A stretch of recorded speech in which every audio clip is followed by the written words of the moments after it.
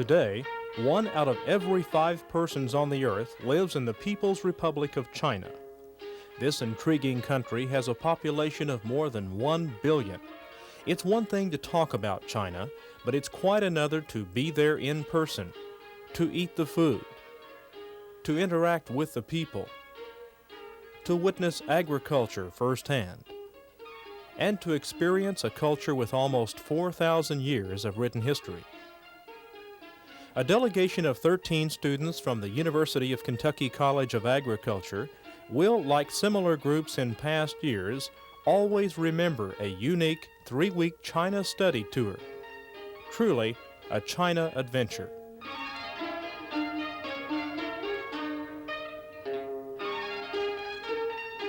Since 1983, UK students have been taking educational study tours through China. This is truly a unique experience for our students because as far as I know, this is the only university in the United States that has an exchange program with another university in China in which we send a class of students or a group of students to China, and at the same time they have an opportunity to gain academic credit for this as well as to learn about a very different culture.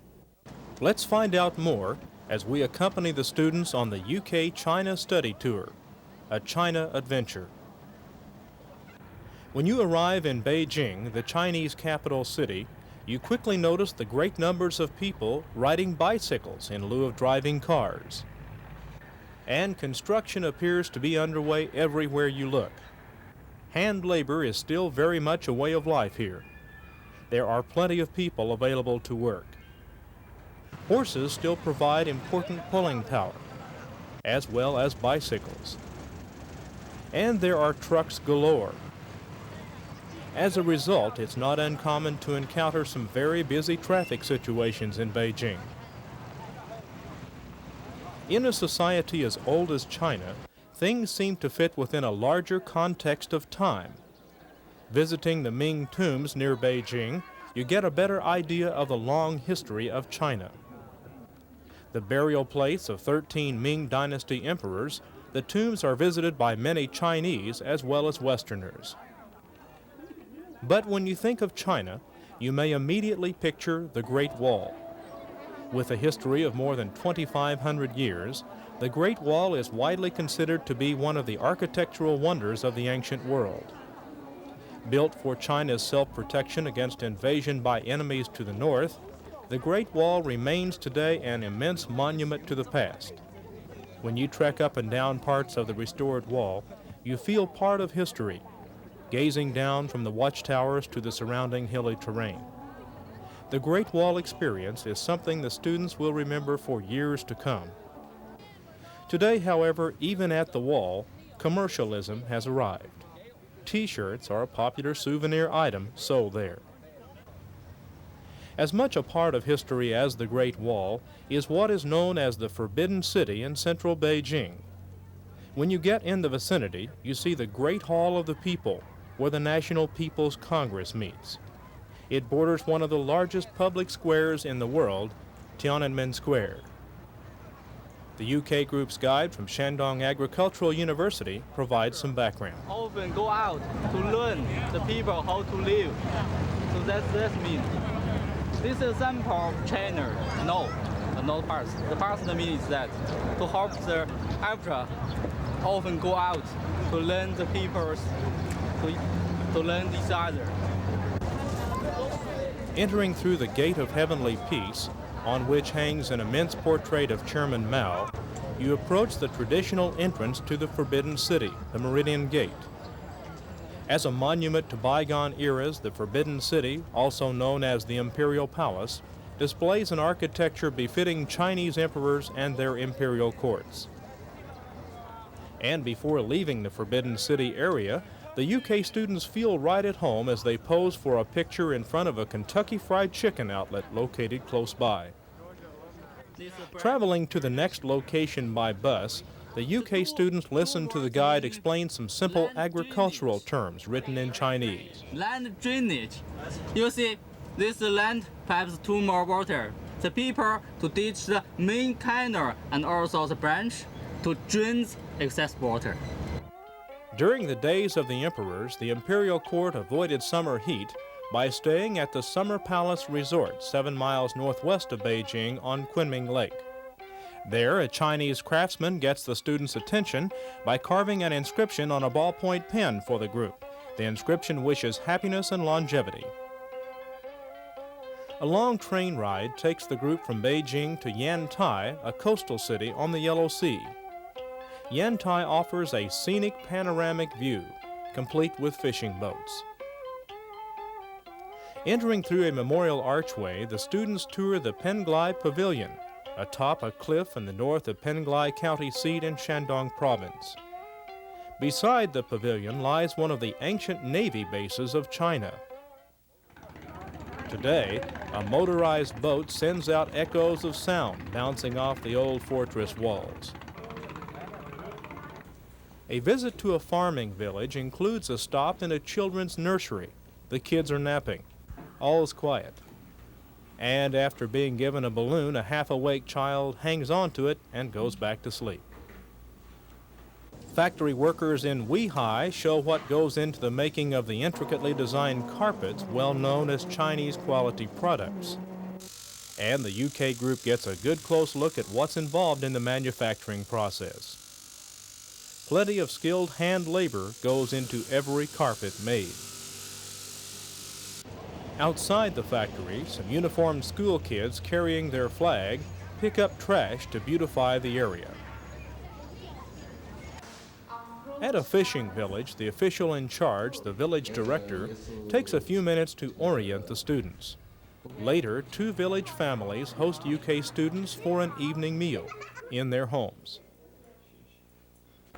At another village, some kids are playing basketball out on dirt courts. And a big treat is visiting some school kids doing some singing and dancing outside.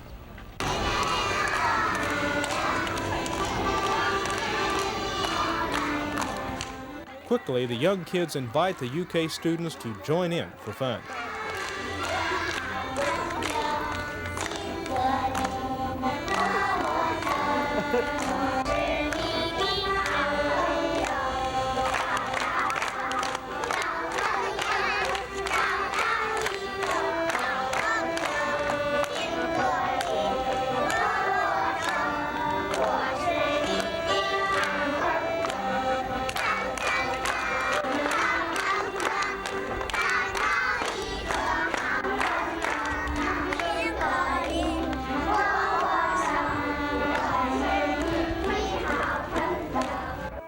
The singing continues in a classroom.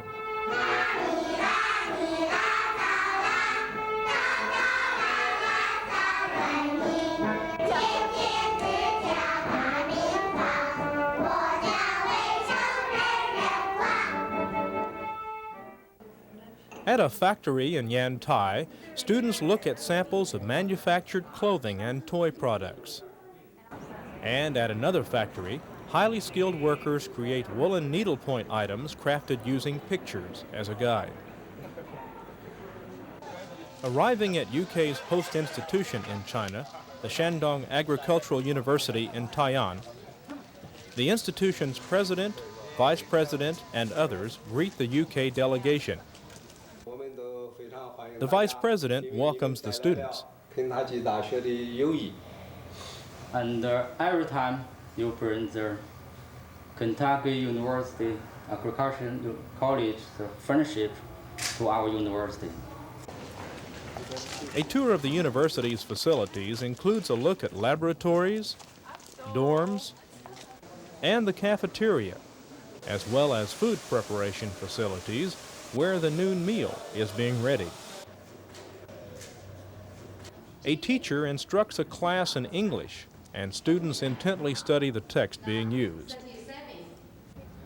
And the group gathers for a photograph in front of building number 1. One of the highlights of the Shandong Agricultural University visit is an elaborate banquet, complete with artistically designed dishes and plenty of food of all types. Near Jinan, a university farm research facility provides UK students a chance to learn about hog production, to get a close look at the pot-bellied Chinese hogs. As you would predict, these animals generate plenty of picture-taking interest from the students. Breeding stock animals are paraded for inspection. But the loudest animals are the ducks.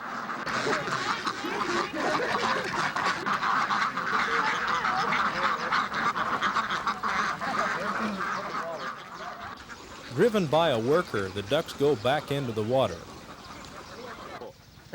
A university official explains the research farm's projects to the group, and UK students take notes. Of course, there's time for another photograph. A quick stop during the bus trip back to the university shows a typical example of the intensive horticultural production always underway. Arriving at the university, the UK students meet members of a Shandong team prior to the traditional Goodwill basketball game. A great throng of student fans turn out for the game, and they applaud both sides when points are scored.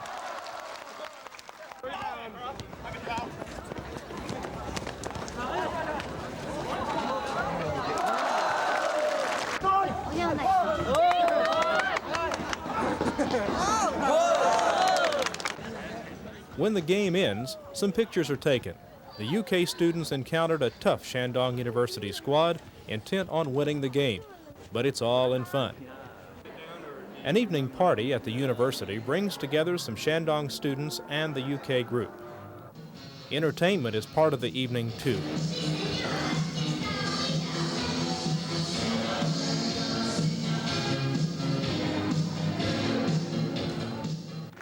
And the UK delegation had rehearsed a song in Chinese, especially for the occasion. With the university located in Taiyan, the best-known local place to visit is Mount Tai, where thousands of steps make for a challenging climb, but spectacular scenery. With Mount Tai in the background, the free market in Taiyan gives students an ideal chance to see all types of goods being sold.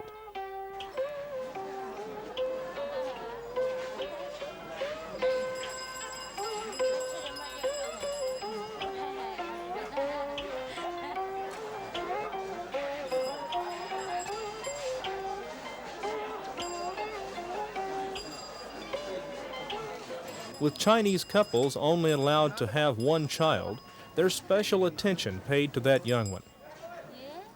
And a UK student gives away a balloon in friendship. A temple recognizes the significance of Mount Tai.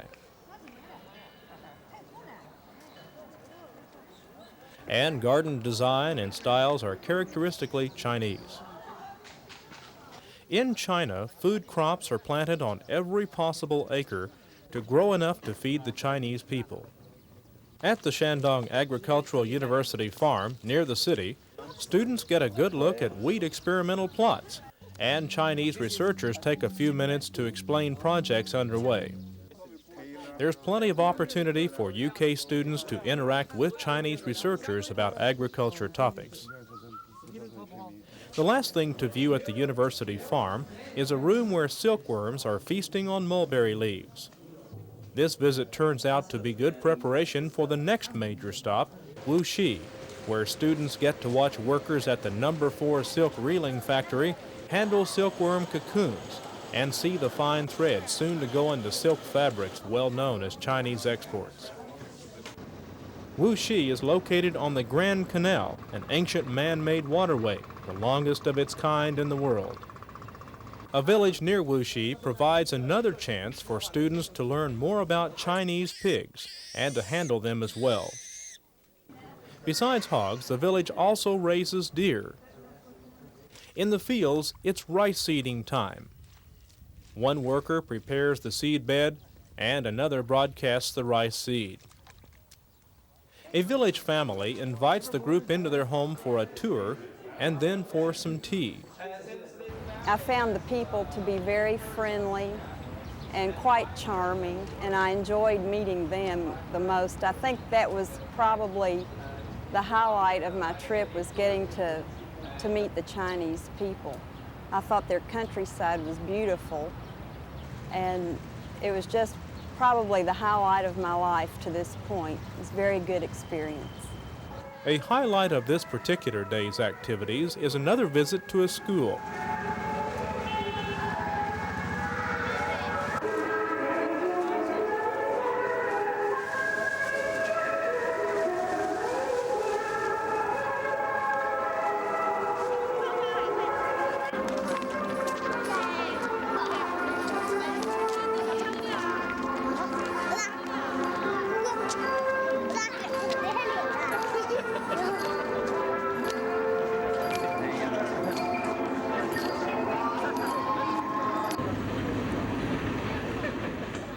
The train trip from Wuxi to Shanghai provides time for playing cards.